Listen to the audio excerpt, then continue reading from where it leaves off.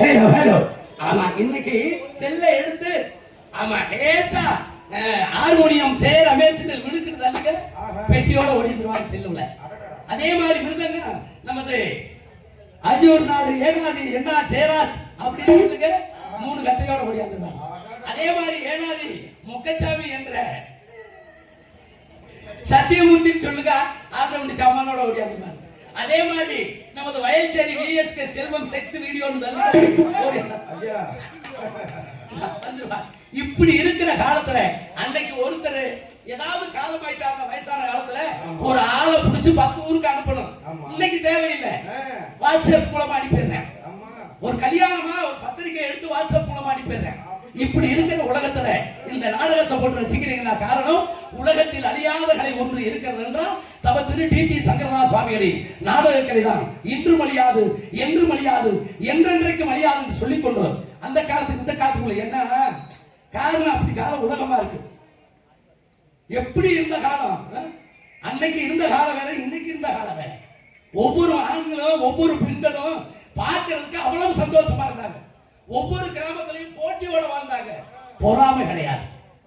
ஒருத்தன் நம்ம ஊர்ல 10 மாடி வீடு கட்டிட்டாங்க, எழுத்து வீட்டுக்காரர் என்ன நினைப்பாரு தெரியுமா? அன்னைக்கு இவர் மாதிரி உழைச்சு நம்ம 11 மாடி வீடு கட்டணும்னு நினைச்சவே அன்னைக்கு. இன்னைக்கு 5 மாடி வீடு கட்டிட்டா போதும், எழுத்த வீட்டுக்காரனுக்கு பொச்சுதான் எரி. எப்படியாவது ஒப்பேத்தி கூரை விட்டு கொண்டு வந்தாங்க. குன்றுவேன் கேரளாவில் போய் இவனை வச்சு அவனை அமைச்சிருக்கான். 30 நாள் நாடகம் ஆடுனா சேரமேசு போதும், இவனை எப்படியாவது இருக்கலாம் நினைப்பான். ஆமா, கெடுவான் கேடு நினைப்பான். செய்வனை என்று சொல்வார்கள். செய்வனை என்ன தெரியுமா? செஞ்சவனுக்கு தான் வேண, அவனுக்கு வினை கிடையாது. எவன் ஒருத்தன் செய்வனை செய்யறானோ அவன் தான் அடிமட்டமா போவேன். அப்போ உலகத்துல போட்டியோட வாழ்ந்தாத்தான் மனிதன், பொறாமையோட வாழவே கூடாது. நான் தான் பெரிய ஆளு சொல்லக்கூடாது. எனக்கு பின்னாடி 1000 நகைச்சுவை நடிகர்கள் வந்துட்டு இருக்காரு. ஒவ்வொரு நடிகரும் அன்னைக்கு பழையபட்டி ராமையா பார்த்தையே இன்னைக்கு என்னை பார்த்துக்கிட்டு இருக்கே. தோப்பூர் கோவிந்தனை பார்த்தையே இன்னைக்கு என்னை பார்த்துக்கிட்டு இருக்கே. அதே மாதிரி காளையார் கோயில் முத்துராமனை பார்த்தையே இன்னைக்கு என்னை பார்த்துக்கிட்டு இருக்கே. தங்க நாராயணனை பார்த்தையே இன்னைக்கு என்னை பார்த்துக்கிட்டு இருக்கே. சுயகவி சொக்கலிங்கத்தை பார்த்தையே இன்னைக்கு என்னை பார்த்துக்கிட்டு இருக்கே. பொன்னமராவதி ஆறுமுகத்தை பார்த்தையே இன்னைக்கு என்னை பார்த்துக்கிட்டு இருக்கே. ரவிகாந்தனை பார்த்தையே இன்னைக்கு என்னை பார்த்துக்கிட்டு இருக்கே. அசோகனை பார்த்தையே இன்னைக்கு என்னை பார்த்துக்கிட்டு இருக்கே. என்ன தங்கவேல பார்த்தையே இன்னைக்கு என்னை பார்த்துக்கிட்டு இருக்கே. இளையராஜா அண்ணனை பார்த்தையே இன்னைக்கு என்னை பார்த்துக்கிட்டு இருக்கே. இன்னைக்கு என் பேரை பப்புனா நடிச்சாலும் உலகத்தில் நாடகங்களை யாராலும் அழிக்க முடியாது என்று சொல்லிக்கொண்டு நாடகத்தின் மூலமாகத்தான் என்னுடைய தொழில் உங்களை இந்த வள்ளியின் மூலத்தில் பப்புனா போட்டிருக்காங்க. காரணம் உங்களை விடிய வரைக்கும் சிரிக்க வைக்கணும். அது மட்டும் சிரிக்க வச்சா மட்டும் போதுமா? சிந்திக்க வைக்கணும். தம்பி பாடினார்ல சேரமேஷ், வயிறு வலிக்க சிரிப்பவர்கள் மனித ஜாதி, பிறர் வயிறறிய சிரிப்பவர்கள் மிருக ஜாதின. நான் சொல்றதுனால நீங்க சிரிக்கணும்னா மனசு விட்டு சிரிக்கணும். ஒரு காமெடியன் வந்து சிரிச்சதுனால மனசு நொந்தைன்னு வைங்க, நான் விளங்க முடியாது. அப்ப என்ன செய்யணும்? நான் கவிதையை பேசிட்டு போனாப்ல நம்ம ஊர்ல எனக்கு செலவைக்க போறது இல்ல. 4 வார்த்தைகள் பேசினாலும் உங்களை சிரிக்க வைக்கணும், சிந்திக்க வைப்பதும். அதனாலதான் திரைப்பட உலகிலே என்.எஸ். கிருஷ்ணன் அன்றையிலிருந்து இன்னைக்கு வரைக்கும் நிலைச்சு நின்றார். ஆகினால் நான் சொல்றேன், அந்த காலத்துக்கு இந்த காலத்துக்கு கொஞ்சம் வித்தியாசத்தை ஒரு கவிதை. இது பழமை குறைந்த காலம், நாட்டில் புதுமை இருந்த காலம்,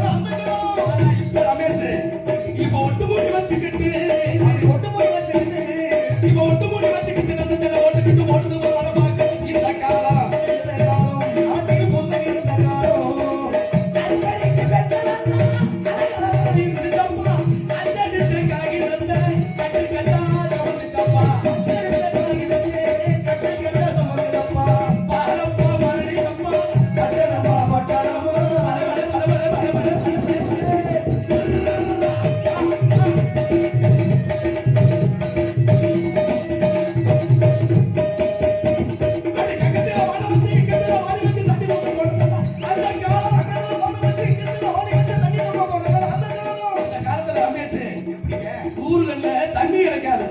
இப்பதானே வீட்டுக்கு முன்னாடி பைப்பு. நம்ம அம்மா அப்பத்த ஆச்சி, நம்ம அப்பா அப்பத்த அப்பத்தா 10 கிலோமீட்டர் போய் நடந்து ஊத்து தண்ணி எடுத்துட்டு வருவாங்க.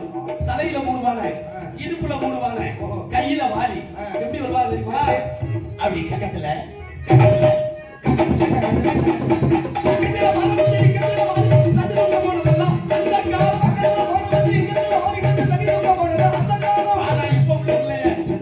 வீடு வீட்டுக்கு 5000 ரூபாய்க்கு ஒரு டயர் வண்டி தயார் பண்ணிருக்கேன்.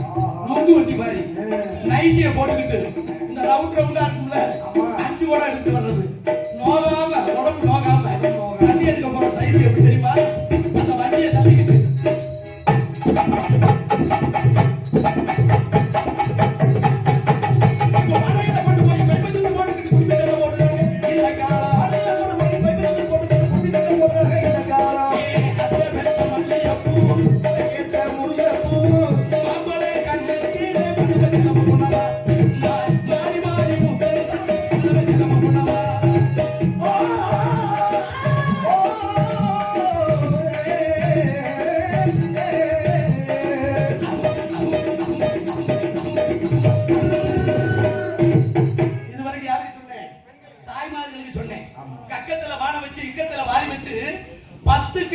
நடந்து ஊத்து தண்ணி எடுத்துட்டு வந்ததுனால அன்னைக்கு என்ன நடந்துச்சு தெரியுமா?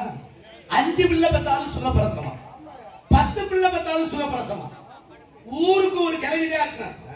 இந்த கிழவி வந்து மருத்துவ வச்சு அந்த கிழவிக்கு 50 ரூபாய்க்கு வெத்தலை வாக்கு வாங்கி கொடுத்தா போதும். கதவை அடைக்க சொல்லிட்டு உள்ள போய் 5 பிள்ளை விருட்டு விட்டுன்னு உருவிடும். ஒத்த ரூபா 10 ரூபா 50 ரூபா செலவுதான். இன்னைக்கு பாருங்க, நீ என்னைக்கு டயர் வண்டியில தண்ணி எடுத்தாயோ துவரம் குறிச்சு தூக்கிட்டு போனோம்னா ஆஸ்பத்திரியில டாக்டர் அருவாளோட நிக்கிறார். பெட்ல படுக்க போட்டு கால் கையை அமைக்க அந்த பிள்ளைய வெளியே எடுக்க முன்ன அவர் உடனே இது ஒண்ணும் செய்ய முடியாது, அறுத்துட்டே எடுக்கணும் அப்படின்றார். சிசரியன் 100 பெண்கள் கிடக்காங்க தர்மாஸ்பத்திரியில, அதுல 90 சிசரியன் ஆபரேஷன், 10 தான் சுகப்பிரசவம். பெத்த விட்டு வெளியில வரையில என்ன செய்வாங்க? பெத்த தாய் தாப்பேன் 1.5 லட்சம் ரூபாய் கட்டணும். குழந்தை பிறகுதே அன்னைக்கு எத்தனை கிலோ? 3.5 கிலோ 4 கிலோ குழந்தை. இன்னைக்கு 800 கிலோ 1.5 கிலோ 3/4 கிலோ குழந்தை. காரணம் என்ன தெரியுமா? பெண்கள் என்னைக்கு வேலை பார்க்கறத குறைச்சீங்களோ அன்னைக்கே உங்களை வயிற்று அறுத்துட்டாங்க. உழைப்பு ஆம்பளையும் பெண்ணும் சரி உழைச்சாத்தே அந்த உடம்பு நல்லா இருக்கும். உழைக்காதனால இந்த உமைக்கிறானு COVID-19 கொரோனா வருது. உழைச்சிருந்தா வருமா?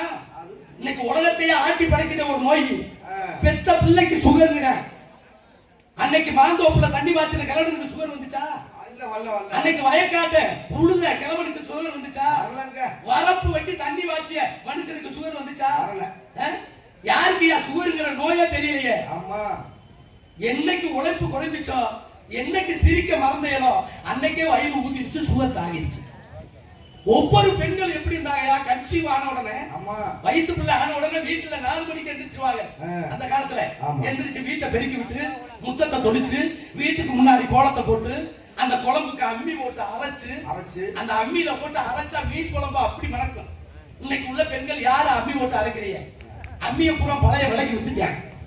ஆட்டு உரலையும் வித்துட்டாங்க. வீட்டுக்குள்ள மிக்சி கிரைண்டர்.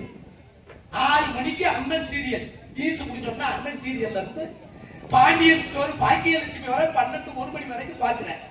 அப்புறம் மசிருந்தா சுகப்பிரசவம் ஆகும். எப்படி ஆகுங்க? ஒரு நிமிஷம் யோசனை பண்ணி பாருங்க. ஒவ்வொரு பெண்களும் தலைக்கு எண்ணெய் தேய்ச்சு அப்படி கரம்பைய வச்சு தேய்ச்சு சீயக்காய வச்சு தேய்ச்சு அப்படி குளிச்சதுனால முடி குண்டிக்கு கிடந்துச்சு. இன்னைக்கு உள்ள பொம்பளை பிள்ளைங்களுக்கு முடிய பாருங்க, கக்கூஸ் கூட்டுற விளக்கு மாதிரி. ஆமா, இதுல ரோட்ல இந்த குழந்தை இதுல சில்பல் வேற எப்படி அதுல ஒட்டு பஸ்ல இருந்து கீழே வந்து நாய் விட்டு போயிருது. என்னையா ஃபேரன் லவ்லி போட்டாங்களா? பவுடர் அடிச்சாங்களா? என்ற காலத்துக்கு தக்கன மாறுதுங்க. அவங்க குறை சொல்றது காண்டி வரல, பழச கடைப்பிடிங்க. நீங்க பவுடர் அடிங்க, ஃபேரன் லவ்லி அது மாப்பிள பார்க்க வந்துட்டா போதும், எப்படி பூ வச்சுட்டா போதும், உடனே அது புத்தானத்துக்கு போன் பண்ணிடுறது. எப்படி பிடி பார்க்கு, ஹலோ என்னை பொண்ணு வாக்க வந்துட்டாங்க, நாளைக்கு நாங்க பிடி பார்க் வரலாம். அந்த பொம்பளைக்கு 3000 ரூபாய் செத்து போச்சு. இவங்க போன உடனே இந்த பிள்ளைய தூக்கி சேர்ல வச்சு புணத்துக்கு கட்டினது மாதிரி நாடி கட்ட போட்டு அந்த முகத்துல கோழி பீய பீசுறது மாதிரி பூசி, ஆமா நல்லா இருந்த முகத்தை நாசக்காடு பண்ணி பார்க்க வந்த மாப்பிள்ள பருவ வந்த முந்தட்டு ஓடிடுறேன். யாருங்க போட்ட அந்த காலத்துல ஒவ்வொரு மண்ணை வச்சு உப்பு மண்ணை வச்சு துவைச்சு பெரியவங்க வேட்டி சட்டை கொடுத்துனாங்கயா. ஒவ்வொரு பெருசுகளும் சாப்பாடு எப்படி சாப்பாடு ஏன் 10 புள்ள பத்தா தெரியுமா? வீட்டுக்குள்ள இருந்துச்சு கேப்பக்கூடு கம்பங்கூழும். வீட்டுக்குள்ள இருந்த கேப்பக்கூழு இன்னைக்கு துவரங்குறிச்சி பஸ் ஸ்டாண்டுக்கு வந்துருச்சு. செம்பு 30 ரூபாய்க்கு விற்கிறேன். அந்த கூழ்ல வாங்கலே பட்டை 3 வட்டை அடிச்சிருக்கேன். ஆனா அந்த கூழு ஒரு வாரத்துக்கு முன்னாடி கண்டு திட்டுன கூழா இருக்கும். இவன் பாக்குறவன் தெய்வீக கூழா 30 ரூபாயை பொண்டாட்டிட்ட சண்டை விட்டு 30 ரூபாய்க்கு கூழ குடிச்சு முறையை கழிச்சிருவேன். ஆள் குடிச்சுன்னு வை ரவைய கலந்துருவாங்க. நல்லா இருந்த பொருள் பூரா